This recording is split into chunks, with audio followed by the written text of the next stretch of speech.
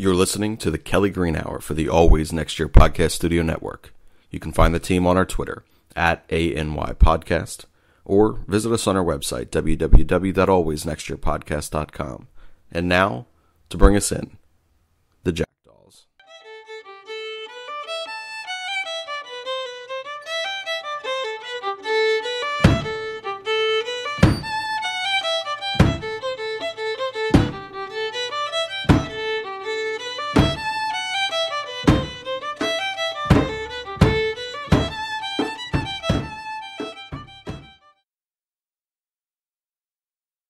Hello, everybody, and welcome to another episode of the Kelly Greenhour here on the Always Next Year podcast. We're 5 weeks away from training camp, and we here at the ANYP team cannot wait. I'm your host, LJ Harrell, and joining me today is my friend Connor Donald. Connor, how you doing, my friend?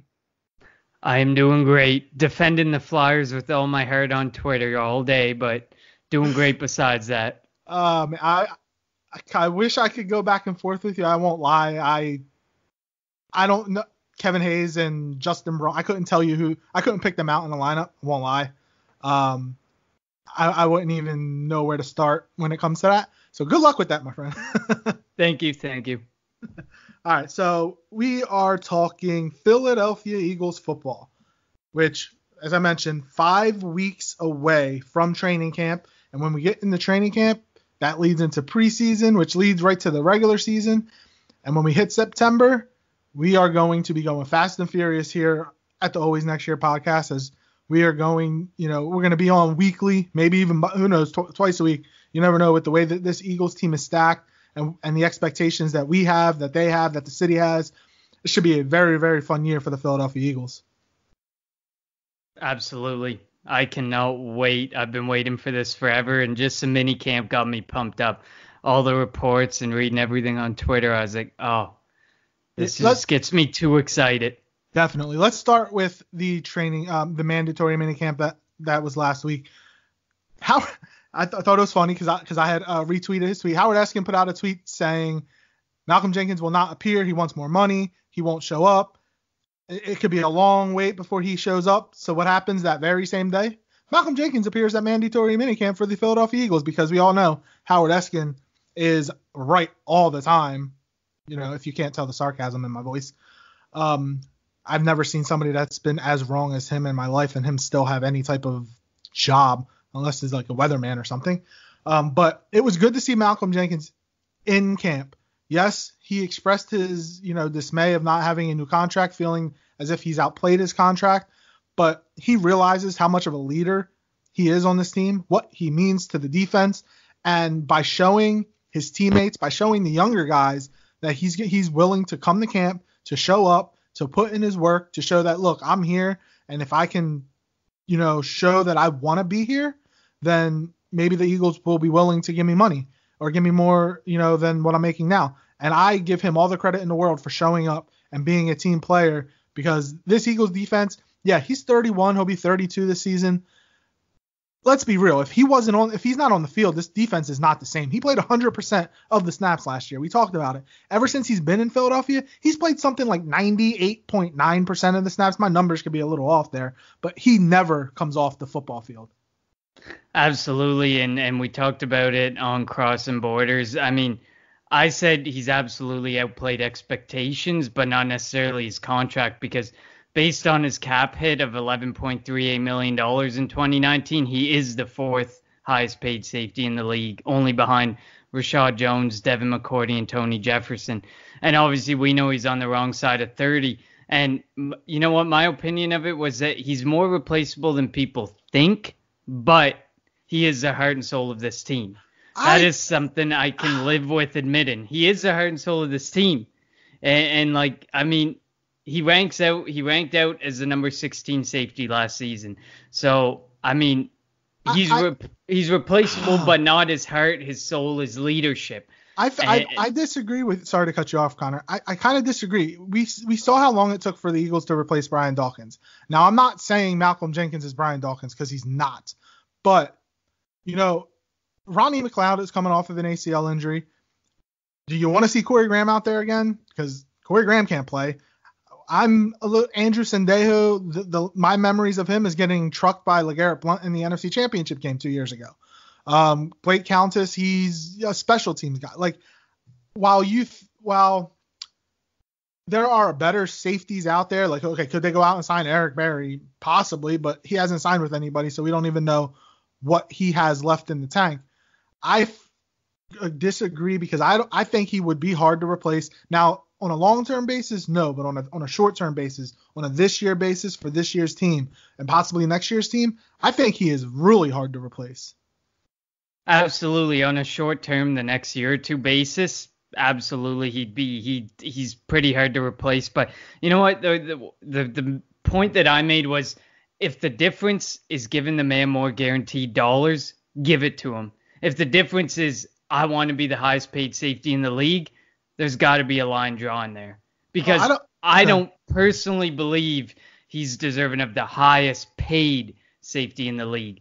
But I definitely think he's important to this team. The guaranteed dollars, because he's aging, are important to him. And I think Howie could make something work.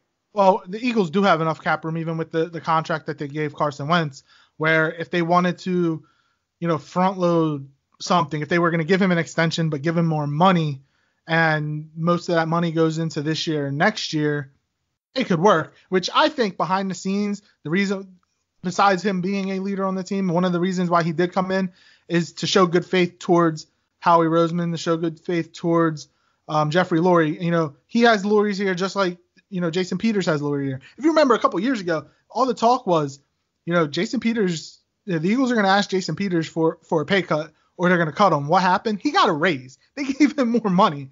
It's because he probably, went to Jeffrey Lurie and was like, look, who else is going to play left tackle? And I love it here. So I'm not going to take a pay cut. And somehow, some way, whoever his agent is a genius because he got a raise out of that. I don't know what's going to happen, but something tells me that Howie Roseman, when we get to training camp, could be before the season starts. It could be in the middle of the season because the Eagles like to make deals during the season like they did with Alshon a couple years ago.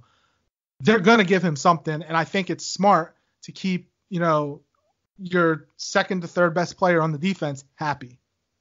Agreed. I think it's important to keep the guy happy, but like I said, if it's a guaranteed dollars, good. If it's a contract that won't age well, which Howie's done a pretty good job of avoiding those, then that would be where I'd start to have an issue. But I do respect that he showed up. And I said it, I tweeted it all along that he's going to show up.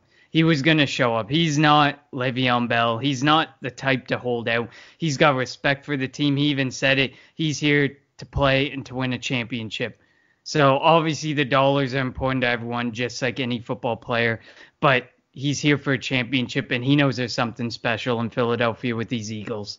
Yeah, and if you think about it, if he didn't show up, he would have got fined about like $80,000 a day. And I was talking to some friends at work about it the other day, and I'm like, I don't even make $80,000 in a year. This dude's going to lose $80,000 in a day. I can only imagine. I mean, he's a multimillionaire over and over, and his family can live, and he's going to be fine. But like when you think about it, as you mentioned, not everybody's Le'Veon Bell who is willing to put his foot down. Earl Thomas last year, when he showed up, he played, then he broke his leg, without a guarantee of getting a contract. The Ravens were willing to give him some money this year, but the Seahawks, he gave him the one finger salute because they didn't give him the contract that he rightfully deserved, and he went out and broke his leg. So when players ask for more money, if they have produced to where they deserve more money, I have no issue with it. And I think that Malcolm Jenkins has produced because he plays everywhere on defense for the Philadelphia Eagles. He's not just at the safety position. He'll come up to play linebacker. He'll blitz. He plays the run. He doesn't just do one thing, and then he plays special teams too. So he's always on the field. And while you mentioned how he ranked out as the 16th best safety last year, I think more goes into it than those type of numbers. It's a locker room thing. It's a mentality thing. It's a leadership thing, and that's what he embodies. As a starting safety for the Philadelphia Eagles.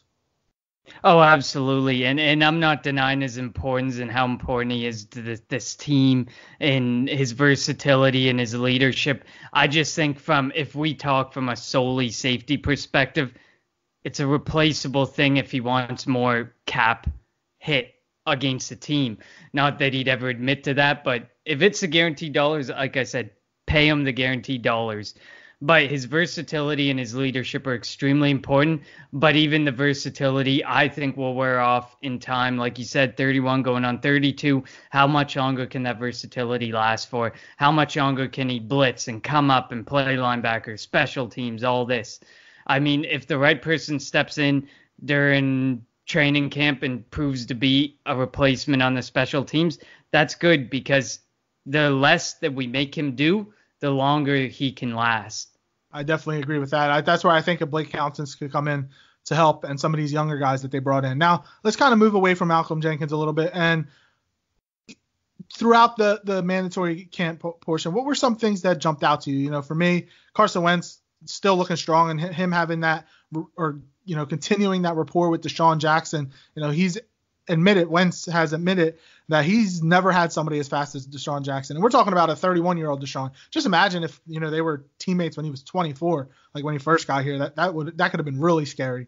But, you know, the things that the Eagles have going on offense, there's so much talent. Joe Douglas mentioned this in his press conference with the New York Jets. He said the Eagles have as much talent as he's ever seen on a football team. And if the Eagles can just stay healthy, be smart, this team has a chance to be very, very special. Oh, yeah, and I think that's what stood out to me about this mandatory minicamp was this team is special. This team is going to be good, and that rapport that Carson Wentz was building with everybody. You always saw the pictures, the videos of J.J. Arcega-Whiteside, and he's going to be like a number 4 receiver. That rapport he had, how dangerous he will be in the red zone. That's what stood out to me. The fact that he has a rapport from 1 to 5 on that receiving core. How good he looked without a knee brace. You watch that guy move, you would never think he's coming off an ACL, LCL tear, and a microfracture in his back. Like, that man was looking dangerous. And Dallas Goedert stood out to me too. Like, how do you decide what to put on the field? How do you decide what packages is Doug Peterson? How do you decide what packages you put out on the field when you have about 6 guys who are dangerous in the red zone and who can catch a ball, can create mismatches, and do what they can do? It's that offense that stood out to me in the minicamp, because I find the defense hard to stand out in the minicamp because you're not wearing pads. Yeah. Although some of the cornerbacks, some of the secondary definitely stood out. Some of the stuff I saw, I'm like, oh, this is good. I mean, Rasul Douglas had his moments as well, but I mean, he flashed some good opportunity there. And then Avonte Maddox apparently stood out exceedingly in the eyes of Doug Peterson as well. So, I mean, it's the offense that stood out to me, and the fact that I would not want to be playing us in a red zone. Yeah, you're right. And we'll learn more about the defense when we get to camp and the pads go on. But, you know, you said, how does Doug Peterson figure out what package to put on the field? I'm more, well, not a concern because as an Eagles fan, but like if you're opposing defensive coordinator, what the hell do you do when the Eagles get into the red zone and they put out Alshon Jeffrey, Zach Ertz, Dallas Goedert, J.J. Arcega-Whiteside? You know, what are you going to do? You throw out Deshaun too, because Deshaun has the speed. Yeah, he's not going to jump up over anybody, but he'll outrun somebody on the back line of the end zone. If you're a defense, the week that you play the Eagles, you're going to be up all week trying to figure out how the heck you're going to stop this offense. If the offense, and it's going to be key for the offensive line to stay healthy. If the offensive line can stay healthy and stay on the field and keep Carson Wentz upright and off his back, you're not going to be able to stop this offense. Oh, absolutely. And you know what? I think that offensive line is going to be an extremely strong point of this offense again, as it is year over year. And I think that he will stay upright. And I think that microfracture did cause a lot of issues with the games he did play last year. And he just looks like Carson Wentz of 2017. He looks like MVP Wentz. And I think it's going to be dangerous. All those weapons he has, it's hard not to say he's an early favorite. Yeah, he's a second. In terms of the betting favorites, he's second behind Patrick Mahomes in terms of going out there to win the MVP. And you think about it, with a broken back in that Dallas game in which the Eagles got royally screwed over twice on the opening kickoff and on Dallas Goedert's touchdown when they called an offensive pass interference. He had one of his best games of the year. Yeah, they didn't score early, but they took that game into overtime for a team that shouldn't even have been in the game.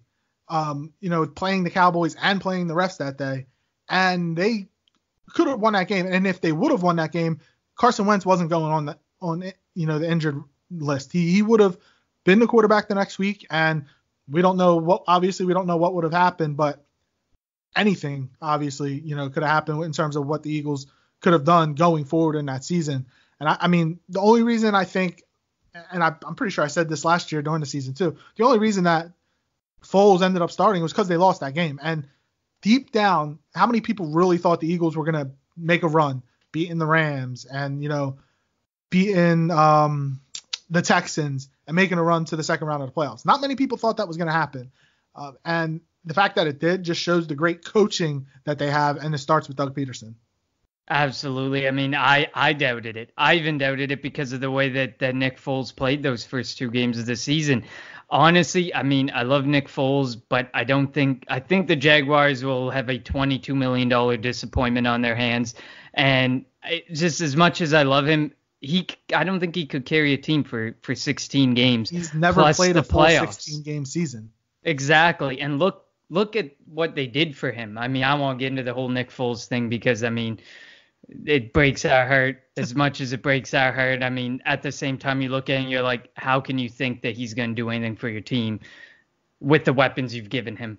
Yeah, he doesn't have Doug Peterson coaching him. He has Doug Marrone, and yes, he has John DeFilippo. But as you mentioned, the weapons that Jacksonville have, they have Leonard Fournette, who could come over here and hit start. Or miss. And he probably could start for the Eagles. But other than Leonard Fournette, who on their offense is starting for the Eagles? Nobody. You'd have some people fighting. Like, I have some people as underrated there. Like, I think Marquise Lee's pretty underrated, but they should have definitely addressed the tight end position way earlier than they did, because everyone knows how much Nick Foles loves a tight end and a nice dump off. Oh yeah, it's definitely his security blanket. And Zach Ertz had a record breaking year. People are going to see it as a step back this upcoming year. But when you have a talented tight end like Dallas Goedert behind him who can do just as much as Zach Ertz and maybe a little more in terms of blocking, he doesn't have to be on the field all the time now. Zach Ertz isn't going to have to catch 116 balls for the Eagles offense to be productive. Zach Ertz will be there when they need a 3rd and 6 play and they need 7 yards for a first down. Go to Zach Ertz, but you're not going to have to rely on Zach Ertz because of all the weapons that this offense has. Oh, yeah. And I mean, to speak about those two, like the fact that some people rate them as number 2 and some rated not even top 5, that is the number 1 tight end duo in the NFL. You can try and argue it, but I will not agree. Who do they have above them? Kyle Rudolph and Irv Smith from Minnesota? I can't remember. I think it's Ebron and whoever Ebron and Doyle. Is it Doyle that's still there? Oh, that's the Colts? Yeah, the Colts. Wow. And I think Ebron's going to bust this year. I think he's going to be a disappointment. He had a good year last year, but with the offense that they run, he might not have as good of a year as he had last year, but he's still going to be decent because Andrew Luck is another quarterback that likes the tight ends, and with that coaching staff there, they're going to get him involved. But I can't think of any other duo. When you talk about duos, yes, Travis Kelce might be a better tight end than Zach Ertz, and yes, Greg Kittle might be a better tight end than Zach Ertz. But when you talk about a duo, I don't see any two being better than Ertz and Goddard, and that's astounding. Those ratings were insulting when they came out, or those rankings. I sat there and I was like, how can you rank differently? Like, if you followed this minicamp, Goddard's a monster. Well, that's, and he's not even our number 1 tight end, and he's a monster. Oh, no. I mean, I'm glad we jumped ahead of the Cowboys in Dallas on the draft day. That was awesome. All right, so that was mandatory minicamp. We're going to take a quick break right now. We're going to do a little intersegment thing before we get into what we're looking forward to in training camp. All right, you have 5 championships to divide up over the next 5 years for the 4 Philadelphia major sports. How do you divide it up as a Philadelphia sports fan? How many do the Eagles get? How many do the Flyers, Phillies? How do you divide it up there, Connor? I divide it by my love. My Flyers and Eagles are my 1 and 2, probably 50-50. Share the love. So I have 2 for the Flyers because it's been painful, excruciating to watch. 2 for the Eagles because I love the Eagles and the feeling I got for that first Super Bowl. I'll never feel it again, even if we win again. And then the last one, and I only put this here because I want to see why we trusted this damn process for so long. Won Sixers championship because I want to end this process and put Hinkie's project to rest. And I know you hate that because you would never give the Sixers a title in a million years. But wait for a later segment when you hear my answer for that one. All right. So 2-1. All right. I'm a diehard Eagles fan, diehard football fan. I'm giving all 5 to the Eagles, and I'm telling you why. They would win 6 in a 7-year period. Has that ever been done in NFL history? No. How many teams have won 5 Super Bowls in a row in NFL history? None. Then if we win 5 more, that gives us 6. All those Cowboy fans that first said win a Super Bowl, then we won one and started talking, and they were like, well, win multiple Super Bowls or catch up to us, and then you can talk. We would have 6 Super Bowls. How many Super Bowls do the Dallas Cowboys have right now? They have 5, right? I think it's something like that. Well, I don't know why I'd ever keep track. So yeah, I know. They haven't won one in like 20 some years. Yeah, that's true. But that's right. Yeah, exactly. If the Eagles win the next 5 Super Bowls and that gives them 6, you know how many people can talk to us Eagles fans about our team not being able to win anything?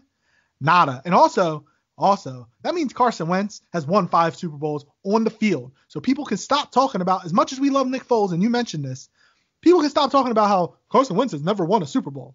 Well, he would win 5 Super Bowls and probably be the MVP of at least 3 of them. So people will be able to shut the hell up. I'm giving all those championships to the Philadelphia Eagles. I'm not actually surprised by that. The love doesn't spread very well. Nobody is. I mean, I would consider, maybe if I had, I guess I would give one to the Phillies possibly, maybe, but I want to be greedy. I want the Eagles to rule the NFL. And that's the way that we would have to do it. And I would not have any complaints. We could be the new New England Patriots, but better. And we'd have a quarterback that people actually like, because as good as Tom Brady is, let's be real, he's a pompous, jackass. Same with the coach. We have a coach that people love. So, well, maybe not love. No one will ever admit that they love an opponent's coach, but That's true. Like he's likable, unlike Bill Belichick. So Jason Garrett. I want Jason Garrett to get a lifetime extension from the Cowboys. Just saying. If any Dallas Cowboy fans are listening to this, reach out to Jerry Jones. Give Jason Garrett a lifetime contract to clap. Do you mean that giving Dak Prescott bordering on $35 million is not enough punishment? Oh, that's oh man, that's even better, because then how are they going to pay? So if they give him 34 to 34, I don't know why we're talking Dallas, but this just gets me happy because they're going to do this, and everybody all those Cowboy fans that were like, oh, I can't believe you gave Carson Wentz all that money, they're going to eat crow, because giving the contract that they want to get, that Dak Prescott wants, is going to be worse than this Carson Wentz contract. Well, and let's bear in mind, if you look at the breakdown of that Wentz contract, that's pure salary cap genius. So, I mean, what's Prescott? Prescott would be like 6 years, 5 years with the exact same cap hit along each year, probably. And then how are they going to pay Amari Cooper, Zeke Elliott, Jalen Smith, Leighton Vander Esch, Byron Jones, Lael Collins? They're going to have a bunch of nobodies around this team, and it's going to be great sitting in Philadelphia while we're picking up Super Bowl rings, and they're finishing in probably second place because the Giants and Redskins are disasters. But wherever they finish. I think the Redskins' future is a lot brighter than the Giants and the Cowboys right now. So come on, at least give them. If they get a new coach, yes. I don't think Jay Gruden's any good of a coach. Fair. Right.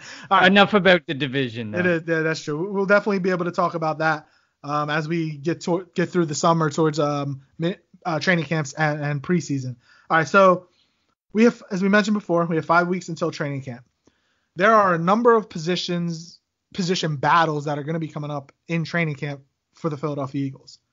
We're going to go back and forth, pick 3 positions, and pick 2 players at each position that you are looking forward to see how they progress throughout the summer. So you can start, and then I'll go. Go ahead, Connor. Kick us off. Okay, my first position is the wide receiver position. Also, Obviously, before you continue, I hope we don't have the 3 same positions. We did not consult before we did this. So if we have the 3 same, I'm going to lose my mind because I don't know how that happens. But sorry, go ahead.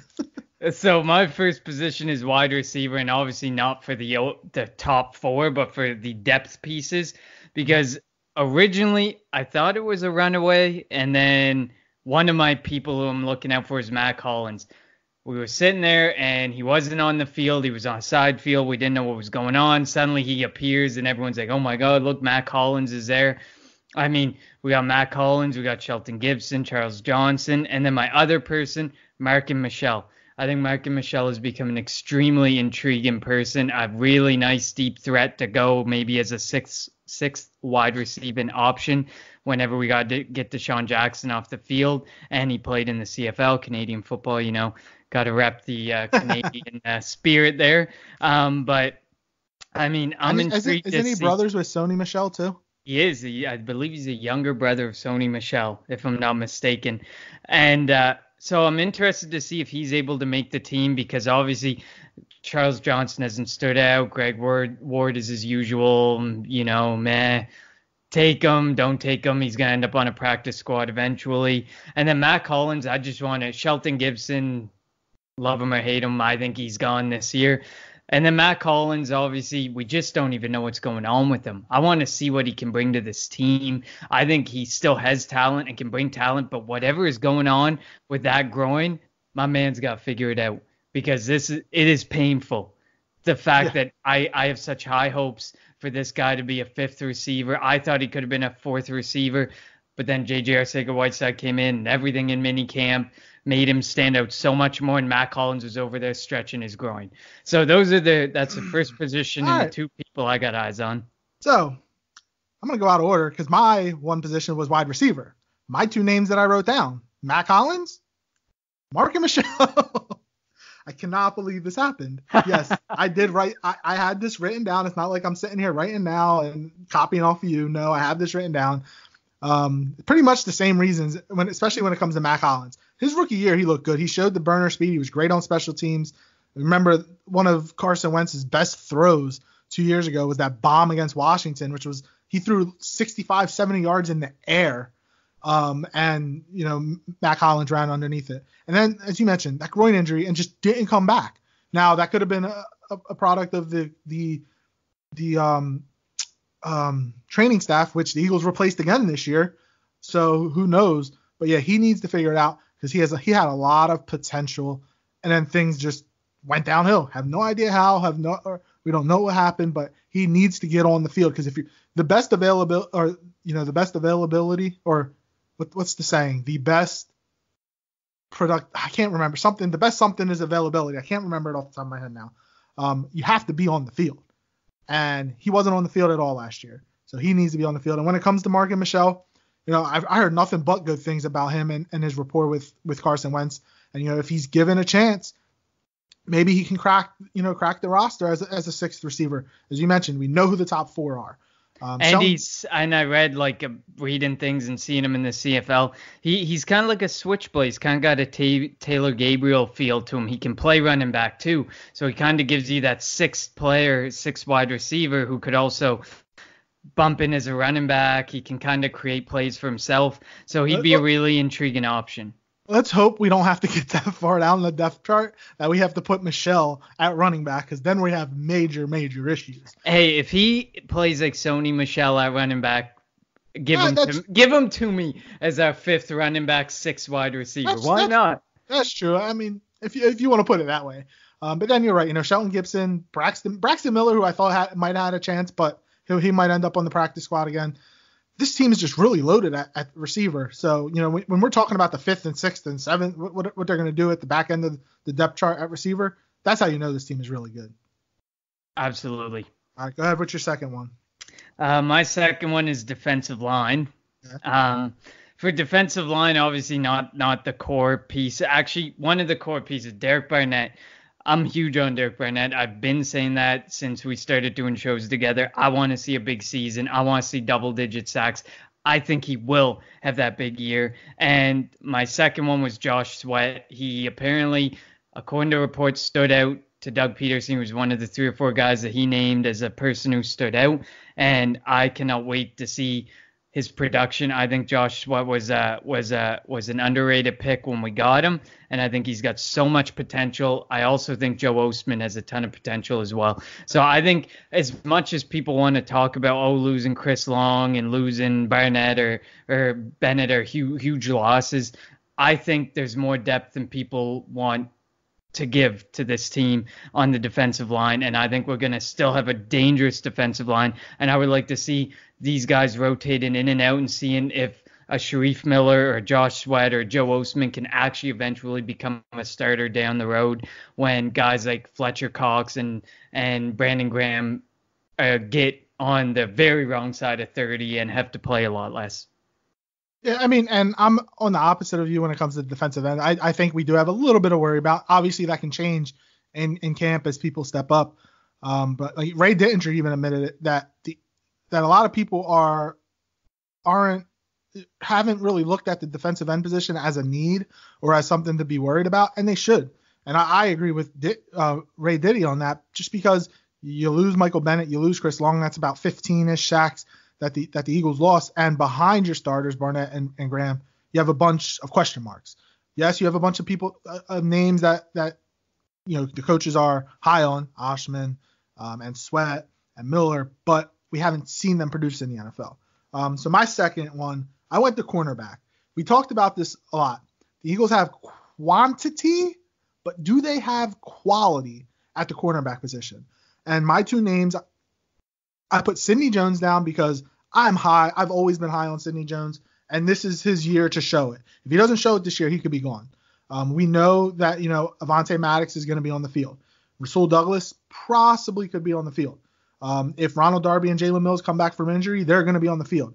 It's up. Sidney Jones has to, prove that A, he can stay healthy, and B, that he can make plays. Over the offseason, he apparently spent 2 months in Dallas with Jalen Mills' trainer, and apparently he kicked ass over the offseason and getting his body right. And hopefully, Shane says it all the time. Every time he was out on the field and a play ended, he was on his butt and grabbing at his ankle or Achilles area. We cannot see that. He needs to stay on the field, stay on his feet, and make plays for the Eagles. And my other name was Crayvon LeBlanc. When the Eagles signed him last year after all the injuries, we were all like, who the heck is this? But, he started making plays down the stretch, and he became an integral part of that Eagles defense or Eagles secondary. So if the Eagles are going to keep 6, in at the cornerback position, is he going to be 1? We know Darby, Mills, Maddox, Douglas, and Jones are 5, your top 5, most likely. In any order, don't know what the order is. Who would be that 6? Is it going to be Crayvon LeBlanc? They have a couple other names that they could be looking at. So it's going to be interesting. And again, it's all about staying on the field, staying healthy, and hopefully the Eagles have quality out of this cornerback position. So my third position was actually defensive backs. I kind of clumped them together because a lot of them have the flexibility to probably play safety. Mm-hmm. So, I think it definitely became a lot more intriguing position when I saw the news that Jalen Mills potentially could start the season on the PUP list, because that just opens up the defensive back, the cornerback room so much more. The opportunity for Sidney Jones never becomes any more brighter than if Jalen Mills starts on the PUP list, in my opinion. I'm glad we did, on the other hand, pick 2 different players. I picked Rasul Douglas. You know me, I'm high on Douglas. I think that people are giving him a hard time, but I think that he's going to become something big, whether it be at the safety position, the cornerback position, or both positions. And my other one was Avonte Maddox. He stood out during the minicamp. I saw some videos and some pictures of him. He is an intense player. He is a good player. I think he has the potential to really step up and be one of the top guys in that secondary once and for all we can finally have more of a face of that secondary. And I think this will be Darby's last year in Philadelphia because, like you said, we have quality, or we have quantity over quality. But I think this year that quantity starts to become quality, and we can move on from a big contract like Darby would be looking for, and we can look at the youth that we have and the quantity that we have. Yeah, I agree.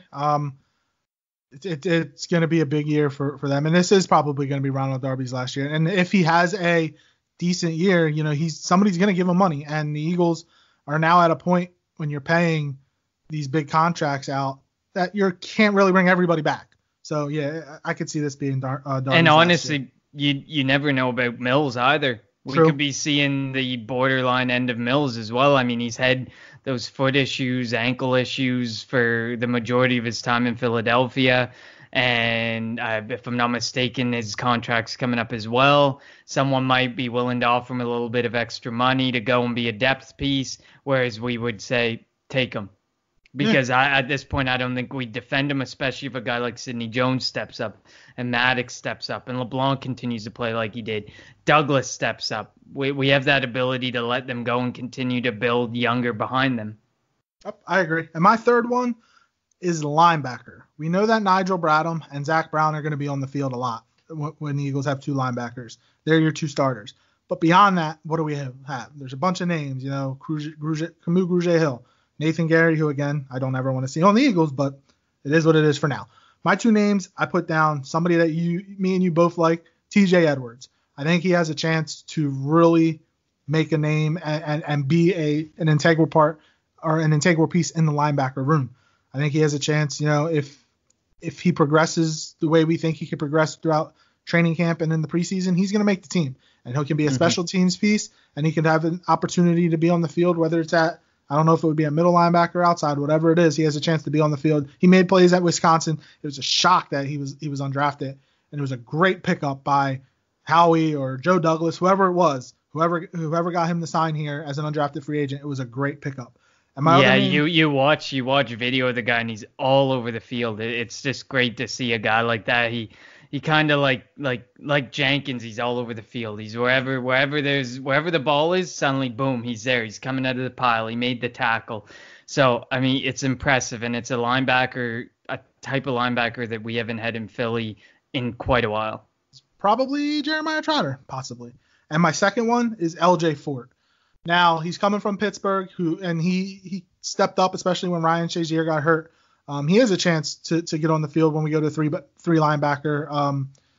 When we go to the three linebackers on the field, which the Eagles rarely do as it is. A, because Malcolm Jenkins can move up. B, a lot of teams don't really just play two receivers, two tight ends and two backs. It's very rare now in this day and age in the NFL because everything's so wide open when it comes to the offenses. But when the Eagles have to go three linebackers, it's going to be Bradham. It's going to be Brown. It's probably going to be LJ Fort, at least to start. And, while the Eagles mainly signed to help with the special teams, I think he has a chance to make, some plays on defense and be out there. And if, God forbid, an injury were to happen to one of the top two, he's going to be somebody that the Eagles are going to lean on. And I think, with throughout training camp and throughout preseason, he's going to show the ability that he has and show why the Eagles signed him. Yeah, and there's so much talk about people who are like, are we going to try and get a compensatory pick back by not keeping Sendejo or Ford? And honestly, I think one of them may not make the team. One of them will probably be outshined in training camp, and we may end up seeing the end, like maybe Sullivan at safety, maybe Edwards stands out enough at linebacker, and they decide, let's move on from one of them and let's get that compensatory pick back, like so many people want to see how we do. So, I mean, you never know. One of them might not end up making the roster. I would like to see Fort stay. He ranks out incredibly well as a linebacker, top half of the league as a linebacker and as a special teams player. Sendejo, take him or leave him. But as we know, the depth there became a really glaring concern. So both could stay, but I think one of them doesn't. And you see Howie trying to get that comp pick back. Yeah, and if I had to pick, I would say Sendejo's gone, mainly because they brought Blake Countess in. And with the numbers that we have at cornerback, and you mentioned it when you put the DBs as a whole, they kind of can play both. They can play some safety. They can play at cornerback position. So, and I've been saying it for the longest time.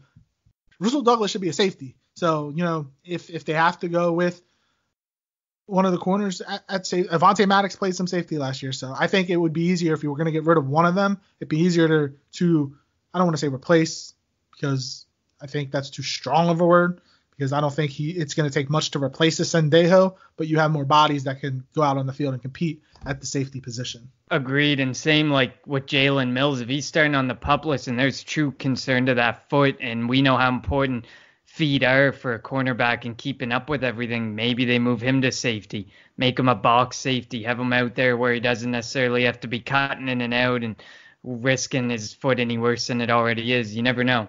So the versatility and flexibility at defensive back, that's why I clumped them together, because there could be, beyond Jenkins and McLeod, a lot of flexibility at the safety position. Yeah. All right. So our next topic, here's another, we're going to try to have a little bit of fun with this. A lot of people might get mad at me for one of my answers, but ask me if I care, because I don't. You have 3 teams you can block from winning a championship during your lifetime. It can be in any sport. Who are you picking? What 3 teams? Well, my first team is the Dallas Cowboys. I think we agree there. Despise the Cowboys. I'd never want to see them win another championship again. Not that we've ever had to be concerned about it in recent memory. And a second football team, the New England Patriots. I respect that we saw this amazing dynasty. But like you spoke to the attitude and the character of Tom Brady and Bill Belichick, I'm ready to move on. I'm ready. I would love for it to be us 6 and 7 years. Us be that next dynasty. Absolutely would love that. And then my final one goes to my pure hatred of the Pittsburgh Penguins in NHL. I could 100%. Like a true Flyers fan. I could 100% live without ever seeing the Penguins. Those 3 teams. And I mean, I understand that the Patriots is a little bit of spite. I mean, there is some jealousy. I mean, look at that dynasty that they created, that they built up. I can respect that. But I can also respect not seeing them win a title in the next 30 to 40 years of my life. All right. So I agree with one, the Dallas Cowboys. That's a given. That's an easy one. As a Philadelphia Eagles fan, you shouldn't like Dallas at all for anything ever. So the fact that they're willing, and we touched on this a little bit, the fact that they might give Dak Prescott like 34, 35 million a year, by all means, please do it, because we all know he is a average quarterback at best. My second team, I'm going to go with Notre Dame football. I can't stand Notre Dame football. I love when they're terrible. I love when they lose. If they could never, when they got to the championship game against my team Alabama 7-ish years ago, and it wasn't even a game, it was a great, when Alabama destroyed them, when Notre Dame had Manti Te'o at linebacker, and that whole thing with his girlfriend thing, whatever the heck, when all that was happening, when they got smashed, I was happy, I was ecstatic. And then when they got smashed last year in the college football playoff, I was happy, I was ecstatic. So if they could never get anywhere near, the college football playoff or a championship game ever again, it would be too soon for me. And third, but not least, you mentioned it earlier. Who am I going to pick, Connor? The Sixers. Yes. They could never win ever. That would be nice too. Are you telling me you don't trust the process? I've never been a Sixers fan my entire life. Never. And I didn't like Allen Iverson. And then when he left, I tried, but then I didn't like Andre Iguodala. I couldn't stand him.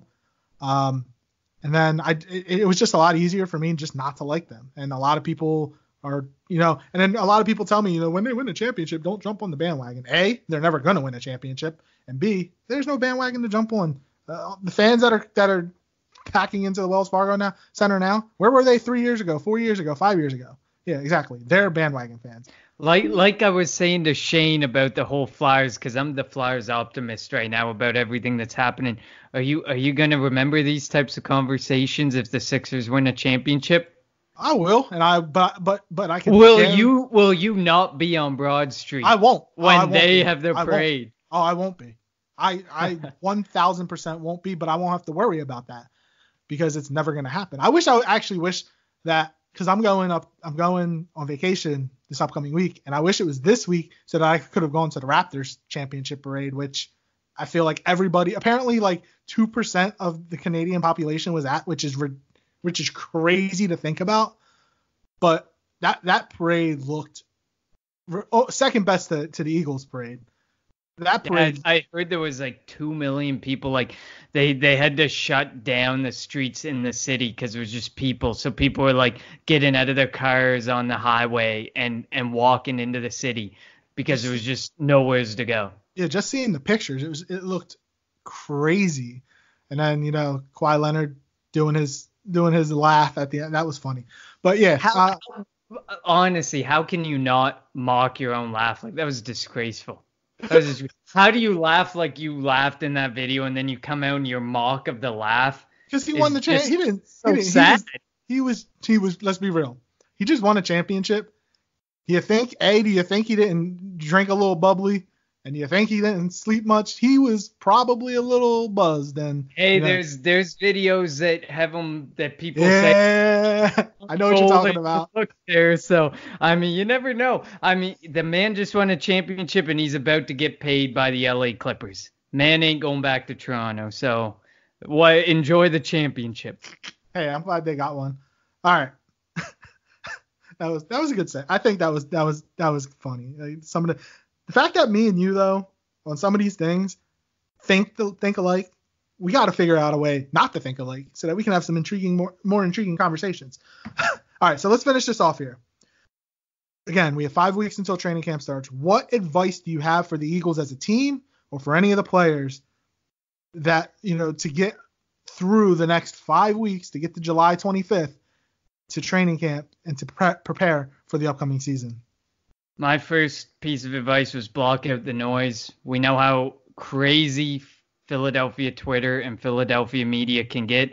It's just about blocking out the noise, just like everything that happened with Malcolm Jenkins. He blocked out the noise. He showed up. He voiced his discontent with the contract a bit, but not overly aggressive. And he basically shut Philly media up. Something that I said was going to happen all along, that he was going to show up. He was going to be fine. The media was blowing it out of proportion. It wasn't all about the contract, and he basically proved me right there, and proved others right who stated the same. I also have stay in shape, stay healthy, and do everything in your power to avoid injury. Don't go out and pull a JPP and blow your thumb off, or 4th of July is in 2 weeks. Yeah, whatever he did, don't go and do that. We know how important that offensive line is. We know how important it is that we play with 13 different cornerbacks last year. We need a healthy Philadelphia Eagles team this year. So stay in shape, stay healthy. Don't be like Joel Embiid. No McDonald's, no whatever Chick-fil-A. You got. Chick-fil-A, whatever you guys got down in the States or wherever he's traveling. None of that. Philly cheesesteaks. Philly cheesesteaks, whatever, guacamole, whatever you got. I don't know what you guys got, but stay in shape, stay healthy, and avoid injury, because we know a healthy Eagles team is probably one of the most dangerous teams in the NFL. Finally, I put focus on that championship and the team and nothing else. Kind of goes hand in hand with block out the noise. Focus on your team, focus on that Super Bowl, and keep focused on just those two things. Don't worry about anything that's going on outside of it. Well, family besides that. I mean, yeah, focus on family too. But otherwise, beyond that, focus on those two things and bring another championship to Philly, because 2 million people would fill the streets of Philadelphia for another championship parade, especially if it's the Eagles. Oh, 1,000%. You're right. And you pretty much said it all, but mine pretty much comes down to be smart. It encompasses everything that you just said.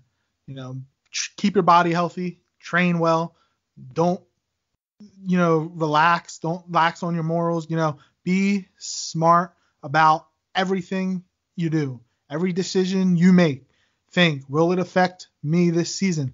Will it, put my name in a bad light? You do not want to be that guy, because if you are that guy and your name goes out into the public sphere and you've done something that, could affect your play or could affect this team. You mentioned it, Connor. This team is really good this year. They are stacked. They have so many talented players that if they stay healthy, they're going to win the East. They're going to get a top 2 seed. And if things come through Lincoln Financial Field, nobody wants to come to Philly in January where it could be cold and the stadium shakes. Nobody wants to experience that. So if the Eagles can just please be smart.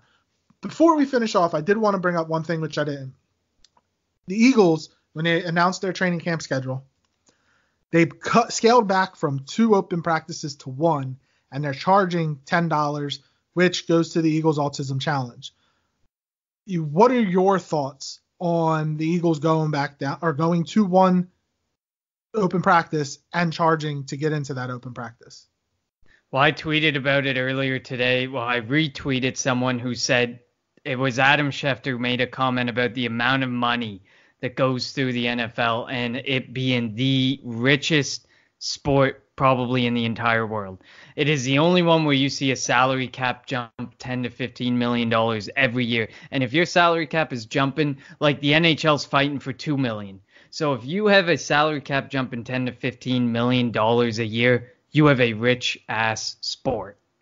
So with that in mind, I have no issues with the whole charity thing. But can your team not afford to throw $1 million, $10 million into a charity and have a bunch of free public practices? I saw some people commenting when the post first came out about how many open practices the Giants have for free, the Redskins for free, other teams who do it for free, and they have all these practices. I have no issue with charity, but in a sport where the owners are billionaires, you don't need to charge for charity. Throw in $1 million or $10 million or whatever you want to throw in there, and you will be just fine. And you can have your 5, 6 open practices. We were already low enough. The fact that there was only like 2 was only 2. Low enough, because I see some teams saying that they get 10, 15, 20 free open practices. So that's my opinion. I have no issue with the charity. It's just such a rich sport that I think the charity was a way to kind of not get pushback, but it got pushed back. Yeah, I agree with you. The beauty of the open practices was giving, fans a chance to take their family. A lot of people can't afford tickets to games. Eagles tickets are not cheap. Let's be real. And being able to go to an open practice, you taking your son, it's the first time they've been in a football stadium, being able to see live NFL players, that's the experience that you like, And I miss the days when they had training camp at Lehigh University. Me and Shane would drive up there and be able to go 4 times a week, 5 times a week, 6 times a week, and just walking around and seeing the team practice and doing the different things that they had around. That was awesome, and that's what I wish the Eagles would go back to. And while a lot of teams have taken away from the college, going on a college campus to do it, because when you have your own facilities, you have everything, so it's a lot easier. But the Eagles are one of only 2 teams in the NFL to charge, and I think, if I'm not mistaken, the other team is the Seattle Seahawks, and then they charge for their open practice. But to scale back to 1, the Eagles, when Shane and I went last year to one of the open practices, there were at least 40,000 fans there. The stadium, the concessions are open, so the stadium's making money off of that. But the atmosphere was there. There were a bunch of Dallas sucks chants. There was a fly EAGLES chant. It was almost better than a game day atmosphere. It was crazy. And I get it. Teams don't want to give the opportunity for their opponents to be able to tape something, to get to see what you're doing, what wrinkles you could put in there. And maybe by having more than 1 open practice, it takes away some of the preparation time that you're trying to put in during training camp. But come on, man. Scaling back to 1 for this fan base too. This the most loyal fan base in all of sports. I think it was a bad look. And charging and when you had to buy the tickets, I'm pretty sure on Ticketmaster, and they charge a service fee, so it wasn't just $10. It went up to like $13 because of the service fee. So I thought it was just a bad look, and I hope that in time the Eagles get or continue to hear the backlash at this, that they change their mind. At least if they're gonna have the one, make it free. I understand the charity, but you're right. This is a multi-billion-dollar industry. The NFL is the most lucrative industry in all of the world. Somebody, an owner, a player, somebody can put money in. You shouldn't have to get it from the fans. Absolutely. And I mean, the players, the owner, everyone can donate. You can easily get $10 to $20 million out of them. What is $10 for 50,000 people going to do? $500,000, that's a big difference maker for you. Or the enjoyment of fans and young fans getting to see their heroes in person when they may not be able to afford that, like you said, $100, $200, $300 ticket to go as a family to watch a football game. I think the public outcry is definitely warranted, and not for the purpose of charity. As much as Eagles tried to hide it behind charity, that's not what the public outcry is over. And like you said, people can't afford that stuff. It's tough. Even when I travel there, it's expensive to be able to afford that stuff, especially on a Canadian versus American dollar. But at the end of the day, some people can't afford it, and that's their way of seeing them. You see them on TV, and this is your chance to see your heroes in real life. 100% agreed. All right, before we go, I noticed you put out a tweet a couple weeks ago. You went golfing. How'd you shoot? Oh, Jesus. 122. I played on Sunday. I played a 9-hole, and it was a par 31, so it wasn't really that long of a course. I shot like a 48. I was disappointed in myself. I started off really bad, and then like the last 4 or 5 holes, I actually started hitting my irons well, but I can't putt to save my life. Neither can I. So that killed me. Which makes me think, if you ever come up here or down, you're coming down. So if you ever come down to this area, me, you, Shane, Rob, we're definitely gonna have to go out and golf. Just see who's the best of the group is. Yeah, I'm going south. That's what I say, south. That's as far south as I'm getting. All right. Oh man. So thank you for listening to the Kelly Green Hour. This segment was brought to you by Just Food in the Buckingham Green Shopping Center in Bucks County. You can go see our friend Rob. Been there a couple times. Some great food over there. That's Just Food. The number's 215-794-FOOD. That's 215-794-FOOD. Treat yourself and take it home. For my friend Connor, I'm LJ. We will be back in about 4-ish, 5-ish weeks. I'm going on vacation. There's not going to be much Eagles talk. If we're lucky, there's not going to be much Eagles talk.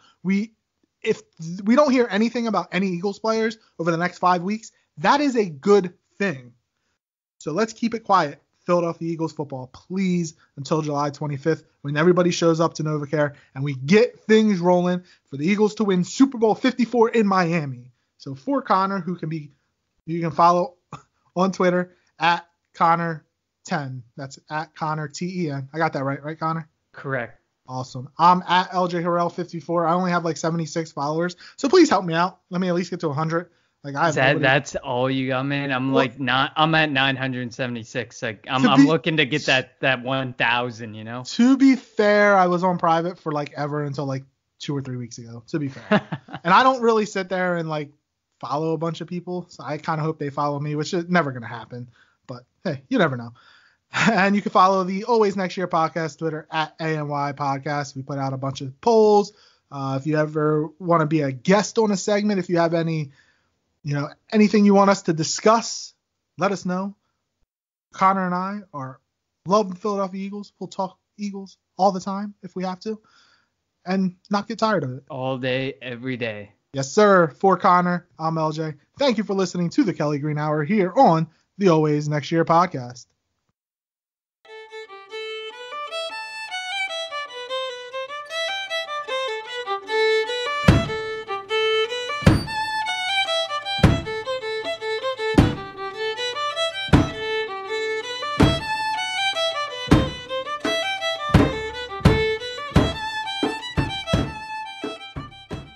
This has been a production of the Always Next Year Podcast Network. You can subscribe to our podcast on Apple Podcasts, Stitcher Radio, Spotify, Spreaker, and SoundCloud. Please also remember to rate and review this podcast to validate our members' life choices. We appreciate it. This is AMYP, signing off.